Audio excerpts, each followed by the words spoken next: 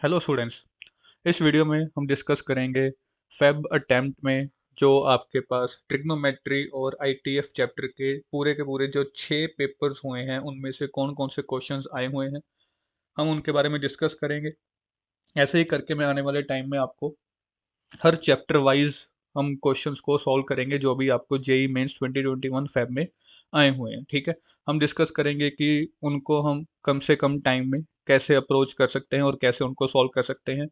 इन दोनों चैप्टर से मिलाकर हर पेपर में अप्रोक्सीमेटली दो दो क्वेश्चन आए हुए थे और उनका लेवल कुछ ज़्यादा मुश्किल नहीं था। हाँ, कुछ क्वेश्चंस थोड़े से लंबे थे बट कुछ बहुत ही ज़्यादा आसान भी थे।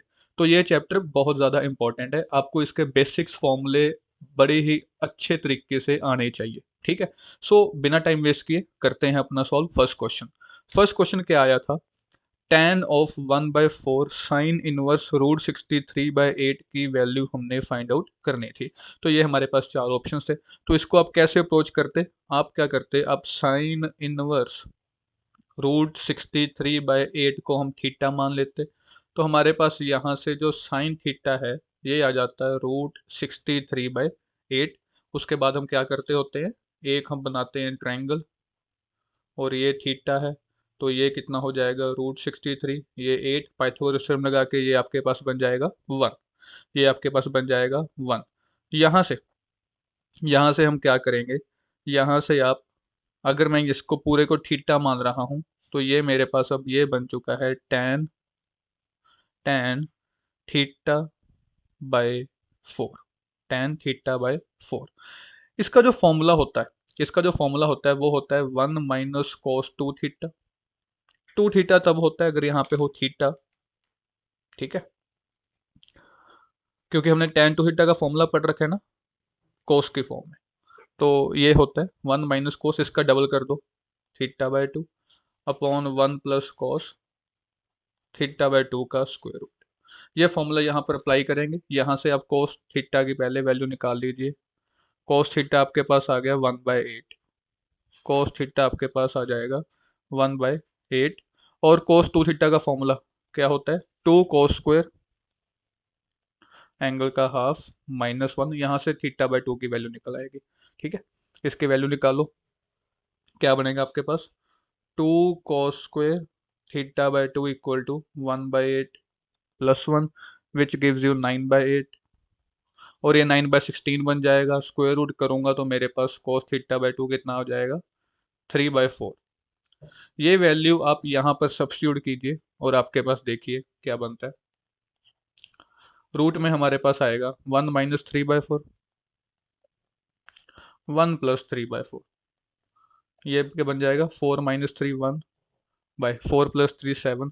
तो ये आपके पास √1/7 आ गया जो कि आपका ए ऑप्शन है। इसमें जो गलती होती है वो इस वाले फॉर्मूले में होती है, ये फॉर्मूला आपके ध्यान में होना चाहिए। ठीक है, क्लियर है। ये था आपका पहला क्वेश्चन जो आपका ट्रिग्नोमेट्री और आईटीएफ में था। बढ़ते हैं नेक्स्ट क्वेश्चन की तरफ। ये एक बहुत ही ज़्यादा इजी क्वेश्चन था। इसमें एक लॉग की प्रॉपर्टी लगती है। लॉग की प्रॉपर्टी क्या होती है, वो वाली कि अगर यहाँ पर ए है, यहाँ पर लॉग की पावर बेस ए और यहाँ पर बी है तो ये बी के बराबर होता है। ये वाली प्रॉपर्टी यहाँ पे लगनी है। कैसे, ये देखिए, इसको मैं ये लिख सकता हूँ ई की पावर, ये जो लॉग के आगे लगा हुआ है इसको मैं पावर में लेके जा सकता हूँ। तो मैं इसको लिख सकता हूँ log ई 2 की power cos² x plus cos 4x plus up to infinite equal to p. तो अब ये देखो, ये और बेस क्या है, सेम, तो ये 2 की पावर में आ जाएगा और ये इनफाइनाइट जीपी बन रही है। इनफाइनाइट जीपी का फॉर्मूला क्या होता है हमारे पास, सम का a/1 - r। तो a हो गया cos² x upon 1 - cos² x कितना बन जाएगा, sin²x। और ये p के बराबर है और कितना आ गया, 2 की पावर cos²x। राइट, ये p की वैल्यू निकल आती है। फिर वो कहती है p जो है वो इस इक्वेशन का रूट है। जो p है वो क्या है, इस इक्वेशन का रूट है। और इसकी मिडिल ऑफ स्प्लिटिंग तो सभी ने कर ली होगी। ये बनी होगी x-8 x-1 equal to 0। x की वैल्यू 8 आएगी, 1 इसका मतलब 2 की पावर cos²x। एक तो आ सकता है 8 यानी कि 2 की पावर 3 के बराबर। एक आ सकता है 2 की power cos² x equal to 1 यानी कि 2 की पावर 0 के बराबर। तो यहाँ से आ रहा है cot square x equal to 3। अब बारी आती है इंटरवल देखने की, ये है फर्स्ट क्वाड्रेंट, 0 और पाई/2 नहीं है, तो कोट एक्स कितना आ जाएगा, √3। और कोट की वैल्यू √3 कहाँ पर होती है, 30 डिग्री पर, तो एक्स कितना हो गया यहाँ से, पाई/6। यहाँ की बात करूँ मैं तो कोट एक्स 0 आएगा जो कि पाई/2 पर होता है, तो ये तो इंटरवल के अंतर नहीं है। तो अगर एक्स की वैल्यू मिल जाती है, उसकी वैल्यू आप यहाँ पर पुट कर दीजिए, आपका आंसर बन जाएगा 2 sin 30, sin 30 अपॉन √3 cos 30। सही है, तो ये आपके पास बन जाएगा 2/4, यानी कि 1/2। तो जो इसका आंसर आएगा वो 1/2 या 0/0.5, जो भी आपको ऑप्शन गिवन थी पेपर में, वो वाला इसका आना था। ठीक है, यहाँ पर ज़रूरी नहीं है कि हर की मैं ऑप्शन आपके साथ यहाँ पे पेश करूंगा, बट सारे के सारे कंसेप्ट आपके सामने यहाँ पर सामने आ जाएंगे। क्लियर है, बड़े नेक्स्ट क्वेश्चन की तरफ। ये एक बहुत ही आसान क्वेश्चन है, ज़्यादातर जितने भी मटेरियल आपको मिले होते हैं, ठीक है, जो भी आपको नोट्स होते हैं, उनके बीच में ये वाला क्वेश्चन करवाया जाता है।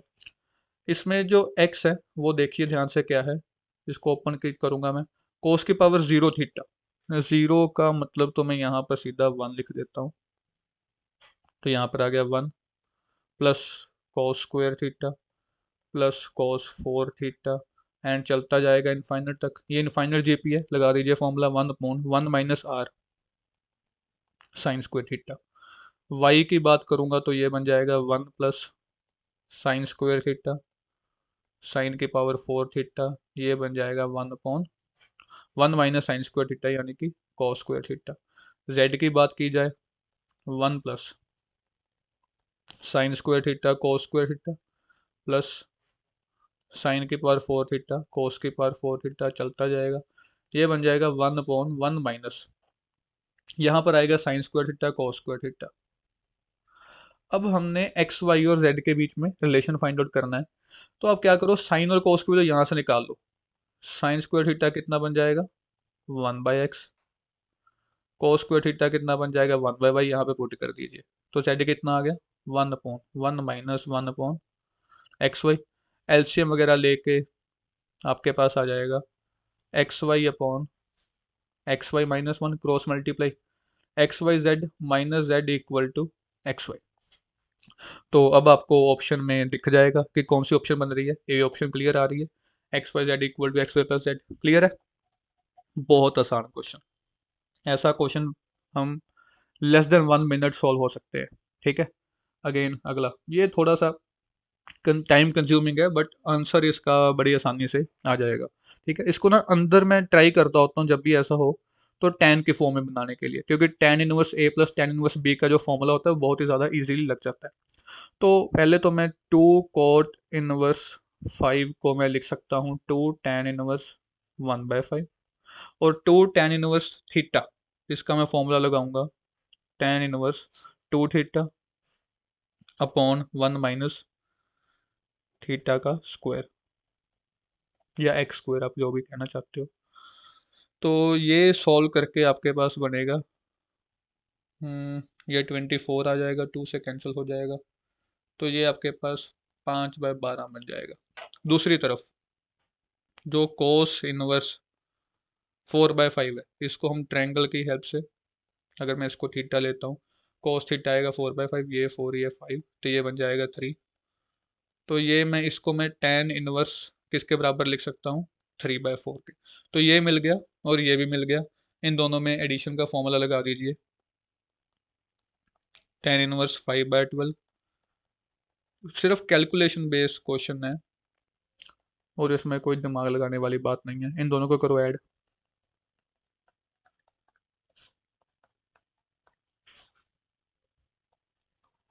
ठीक है, तो जब एलसीएम वगैरह लेके जब सॉल्व करोगे, तो ये आपके पास देगा tan इनवर्स 56/33। अब tan इनवर्स है बट बाहर कोसिकेंड है, तो हमें इसका भी ट्रायंगल बना के,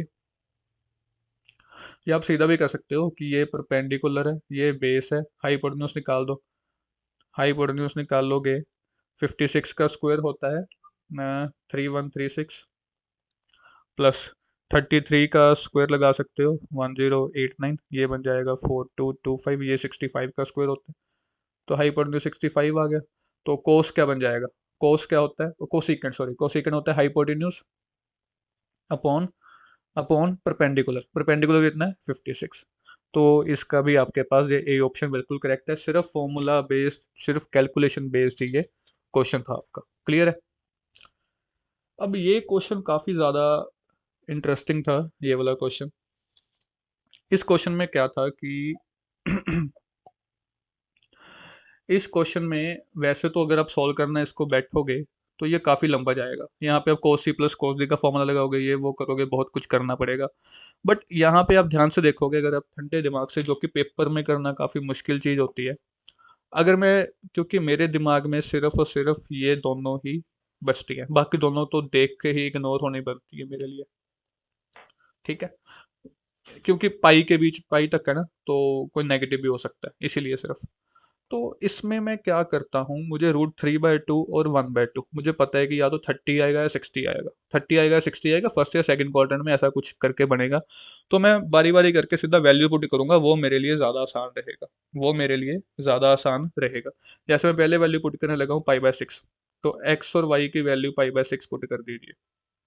ठीक है, तो देखिए कोस π/6, कोस 30 कितना हो गया, √3/2। ये भी कितना हो गया, √3/2। 30 + 30 60 -1/2। तो ये बन जाएगा 2√3 -1/2, ये हो जाएगा गलत, है ना। हमें चाहिए 3/2 के बराबर, हमें चाहिए 3/2 के बराबर। अब वैल्यू पुट करो 60, वैल्यू पुट करो 60, तो cos 60 कितना होता है 1/2, ये भी कितना हो जाएगा 1/2, 60 + 60 120, cos 120 इक्वल टू cos 180 -60, यानी कि -cos 60। तो -1/2, एक माइनस पहले से +1/2, तो ये बन गया, ये हमारे काम की बात आ गई। तो एक्स वाई की वैल्यू π/3 पुट करो, ये बी ऑप्शन हमारा साथ ही करेक्ट है। ये चीज़ करने के लिए हमारा दिमाग बहुत अच्छे से पेपर के टाइम पे वर्क करना चाहिए, इसको थोड़ा ठंडे दिमाग से तभी कभी किसी किसी क्वेश्चन को करना होता है। अगर वो डायरेक्ट थोड़ा ज़्यादा लंबा जा रहा है तो आप ऑप्शंस को भी यूज़ कर सकते हो। ठीक है, this is the efficient way to solve this question. Next, ये तो बहुत ईजी क्वेश्चन था। हमें पता होता है, हमें ये बात सिखाई जाती है कि जो a sin x plus b cos x होता है, this always lies between √a² plus b² minus √a² plus b²। तो अगर यहाँ पे 3 sin x plus 4 cos x, इसमें वैल्यू पुट करो, तो वो 5 और -5 के बीच में होगा। ठीक है, तो यहाँ पे चाहे k+1 है, चाहे कुछ भी है ना, लीनियर ही है, तो जो +1 है वो माइनस माइनस दोनों तरफ से ही होगा। तो आप इन दोनों के बीच में इंटीजर्स देख लो, -5 -4 -3 -2 -1 0 1 2 3 4 5, तो 5 10 और 1 11, सी हमारा आंसर आ गया। ठीक है ना, आप दोबारा सुन लो, यहाँ पे मैंने k-1 इसलिए नहीं किया, मैं कर सकता हूँ, अगर आप खुद चेक करके देखो, अगर मैं +1 कर दूँ सभी जगह पे, तो यहाँ 6 हो जाएगा, यहाँ -4 हो जाएगा, फर्क तो नहीं पड़ेगा, रहेंगे उतने, इंटीग्रल वैल्यूज उतनी ही रहेंगी, जो इंटरवल है सिर्फ उस पर फर्क पड़ेगा। तो टाइम बचाने के लिए हमें ऐसा करना पड़ सकता है। क्लियर है। नेक्स्ट क्वेश्चन, हाँ ये एक ठीक ठाक क्वेश्चन है, इसमें फॉर्मूलेस का यूज हो रहा है। तो ये आपको गिवन है, आपसे पूछा गया है कि कोस πc/a+b की वैल्यू बताओ। ठीक है, अगर मैं यहाँ पे ध्यान से देखूं तो मेरे पास आ रहा है कोस पाई, सी की जगह पे मैं ये वाली वैल्यू पुट करने लगा, tan−1y अपॉन a+b, इसकी जगह पे आ जाएगा sin−1x प्लस cos−1x।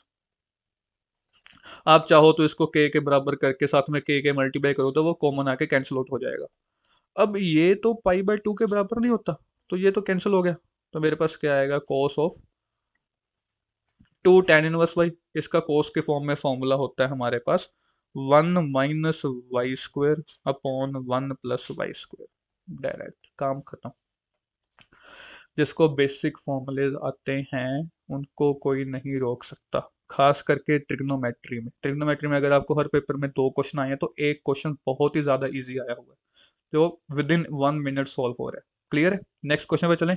आइए, the number of solutions, all right, number of solutions find करने हैं, तो इसकी चेक कर लो, मिडिल में स्प्लिटिंग हो रही है, √3 cos² x minus √3 cos x plus cos x -1 common आ रहा है, √3 cos x cos x -1 plus cos x -1 √3 cos x plus 1 cos x -1। तो यहाँ पे cos की वैल्यू आएगी -1/√3। ये पहले क्वाड्रेंट में तो हो नहीं सकता, रिजेक्ट। cos x की वैल्यू 1, ये सिर्फ एक वैल्यू आ रही है, मतलब कि 1 सोल्यूशन इज देयर, बस बात खत्म। वो सोल्यूशन कौन सा है, क्या वैल्यू आ रही है, उसकी तरफ जाने की जरूरत नहीं है, वैसे आपको पता है कि π/2 है। वैसे बात कर रहा हूँ कि अगर कॉम्प्लिकेटेड आए तो यहीं पे बस छोड़ दो कि हाँ एक सोल्यूशन है, कहानी खत्म। Clear, no doubt at all. ये एक अच्छा क्वेश्चन था, ये एक दिमाग लगाने वाला क्वेश्चन था, ठीक है। tan−1 A plus tan−1 B equal to π/4 देने का मतलब है कि आपको A plus B upon 1 minus A B की वैल्यू 1 गिवन है, या आप कह सकते हो A plus B equal to 1 minus A B के बराबर गिवन है। इसका और कोई मकसद नहीं है। जो उसके बाद गिवन है ना, ये थोड़ी नज़ारेदार है, ये थोड़ी अच्छी चीज़ गिवन है। इसको ए वालों को अलग से लिखो। ए में क्या गिवन है आपको, A minus A² by 2 plus A³ by 3 minus A4/4 and so on plus B minus B² by 2 plus B³ by 3 ऐसे करते चले। ये जो सीरीज होती है ना, ये स्टैंडर्ड सीरीज है, ये है सीरीज ln1+x वाली। जिसका ये दिमाग चल गया वो काम निकाल गया। ln a प्लस बी का फॉर्मूला, दोनों मल्टीप्लाई हो जाएंगे तो 1 plus a plus b plus a b आएगा। अब इसमें ये यूज कर लो, a प्लस बी की वैल्यू 1 माइनस ए बी, तो ए बी से ए बी कैंसिल हो जाएगा, ln2 बचेगा। ये रहा सी ऑप्शन, कहानी खत्म। देखो कोई सी भी क्वेश्चन में अब तक हमने जितने भी किए हैं, ज़्यादा काम ज़्यादा लिखने वाला अभी तक नहीं आया। सिर्फ एक क्वेश्चन में आया था, हाँ एक क्वेश्चन में आया था, उसमें हमने लिख लिया था जो प्रॉपर्टी के बेस पे था, बाकी हमें ज़्यादा लिखने की ज़रूरत नहीं पड़ी, और ऐसा ही होता है जनरली। क्लियर। नेक्स्ट क्वेश्चन, ये एक बेसिक सा क्वेश्चन था, बेसिक। इसमें कंसेप्ट बस विजुअलाइज करना था। If A triangle inscribed in a circle, तो मैक्सिमम एरिया किसका होगा। अब देखो, जो एरिया इक्विलेटरल ट्राइंगल का होगा वो कितना होता है, √3/4 साइड का स्क्वायर, तो ये क्या बन जाएगा 3r²। तो मेरे पास आ रहा है 3√3/4r²। ठीक है। इसका भी कहानी अभी वैसे तो ये क्लियर है कि ये जो साइड है वो इससे छोटी है ना, तो इसका एरिया छोटा होगा, तो ये तो पहले ही काटा हो गया, ये तो पहले ही कैंसिल आउट कर दूंगा मैं। क्लियर है। तो उसके बाद बात आती है आइसोसेलेस की, जिसका बेस 2r है, राइट एंगल की जिसका r और 2r है। इनको हमने बनाना पड़ेगा। सबसे पहले आइसोसेलेस की बात करता हूँ, और 2r is nothing but diameter, तो वो इसकी बात कर रहा है डायमीटर की, मतलब कि ये 2r है। और हमें पता है कि अगर 2r होगा तो यहाँ पे गारंटी है कि एंगल जो बनेगा वो 90 ही बनेगा। यहाँ पे हमें क्या है, गारंटी है कि यहाँ पे जो एंगल बनेगा वो 90 बनेगा। और अगर आइसोसेलेस है तो ये एंगल और ये एंगल बराबर है, तो ये दोनों साइड्स भी बराबर हैं, तो ये कुछ ये सेंटर में ही आएगा। ये बिल्कुल कहाँ पे आएगा, सेंटर में। तो ये आर रहेगा, जो इसका एरिया होगा वो half into base into height, यानी कि r² रहेगा, यानी कि क्या रहेगा, r²। अब आपने ये देखना है कि इसका तो आ गया r², ये 3√3/4, ये 1 से बड़ा ही है, ये 3 है, ये 1.73 है, ये 4 से तो बड़ा ही होगा, मतलब कि न्यूमरेटर बाय डिनोमिनेटर की रेशियो 1 से बड़ी होगी, तो इसका एरिया भी हो जाएगा छोटा। अगर मैं r और 2r की राइट एंगल ट्रायंगल बनाऊं, अगर मैं r और 2r की राइट एंगल ट्रायंगल बनाऊं, तो मान लो ये r है, ये 2r है, जो ये वाली साइड है, जो ये वाली साइड है, ये क्या बन जाएगी, √3r। इसका एरिया कितना बनेगा, half into base into √3r, ये बन जाएगा √3/2r²। दिस इज, अभी भी ये इससे छोटा है, क्योंकि साथ में 3/2 है, 3/2 क्या होता है, 1.5 टाइम्स एरिया इसके, तो ये भी कांटा हो गया, मतलब कि ए इज द करेक्ट वन। ये आपको विजुअलाइज करके सबसे आसान होना था, इसमें कोई ट्रिग्नोमेट्री कुछ लगाने की जरूरत नहीं थी, नहीं थी। ठीक है, क्लियर है। एक लास्ट क्वेश्चन और करते हैं। Sine two theta plus tan two theta is greater than zero, ये वैल्यू गिवन है, कंप्लीट सेट ऑफ वैल्यू, बहुत इजी क्वेश्चन है। इसमें आप ध्यान से देखोगे आपके पास है साइन टू थीटा प्लस यहाँ पर है tan two theta greater than equal to, greater than ये इक्वल टू भी नहीं, तभी ओपन ब्रैकेट्स लगी हुई हैं, ग्रेटर देन जीरो। क्लियर। अब इसमें से अगर मैं साइन टू थीटा या फिर आप कह लो कि मैं टेन टू थीटा चलो कॉमन निकाल लूँ, ये ज़्यादा इजी बन जाएगा।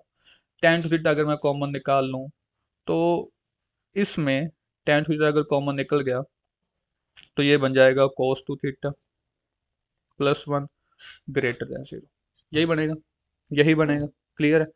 अब कोस टू थीटा जो होता है वो हमेशा माइनस वन और वन के बीच में रहेगा, और अगर मैं इसमें वन ऐड कर दूं तो जो ये चीज है ये हमेशा ही जीरो के बराबर रहेगी, जीरो की ग्रेटर देन रहेगी। आप कोई मर्जी वैल्यू पुट कर लो, आप कोई मर्जी वैल्यू पुट कर दो, ये मिनिमम से मिनिमम वैल्यू जीरो हो सकती है, जीरो हो सकती है जब ये माइनस वन होगा, है ना। बट माइनस वन हम होने नहीं देंगे क्योंकि हम ओपन ब्रैकेट को ही चूज करने वाले हैं। ठीक है, बस इतनी की बात याद रखना है कि माइनस वन वैल्यू नहीं हो सकती, माइनस वन का मतलब पाई वैल्यू नहीं हो सकती, बाकी सब कुछ आ सकता है। ठीक है, theta is not equal to pi by two, pi by two को, बस सिर्फ हमने tan का देखना है। और tan का अगर आप ग्राफ देखोगे तो वो ऐसा ग्राफ होता है ना। जो tan की वैल्यू होती है, ये जो टू थीटा होता है, ये किस किस के बीच में आएगा, आप ये देखो, पॉजिटिव। एक तो आएगा जीरो से पाई बाय फोर तक, ठीक है, यूनियन।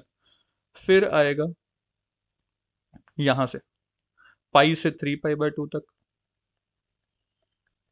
ठीक है, बच्चे क्या करते हैं, यहाँ पे आके छोड़ देंगे, है ना, यहाँ पे आके छोड़ देंगे और थीटा को नीचे करके आगे ये ऐसा कोई आंसर निकाल देंगे, है ना, ये पाई बाय टू आएगा, ये वाला आंसर निकाल के आ जाएंगे। बट बच्चों अगर theta zero to two pi है तो टू थीटा जो है वो जीरो से फोर पाई तक जाएगा।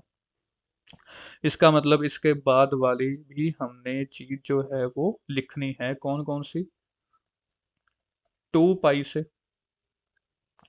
टू पाई से फाइव पाई बाय टू, मतलब ये वाली। तो ये वाला जो ऑप्शन ए ऑप्शन है ये हमारा रहेगा करेक्ट। समझ आई कहानी, ये वाली गलती नहीं करनी। अगर theta zero to two pi है तो two theta zero to four pi तक जाएगा, तो ये इंटरवल दो नहीं, आगे दो और भी आएंगे साथ में, ये भी आएगा। क्लियर है। तो इसके साथ ही हमारे ट्रिग्नोमेट्री और आईटीएफ के क्वेश्चंस खत्म होते हैं। नेक्स्ट वीडियो में मैं आपको नेक्स्ट चैप्टर का एनालिसिस पूरा लेके सॉल्व करेंगे। ठीक है, थैंक्स फॉर वॉचिंग।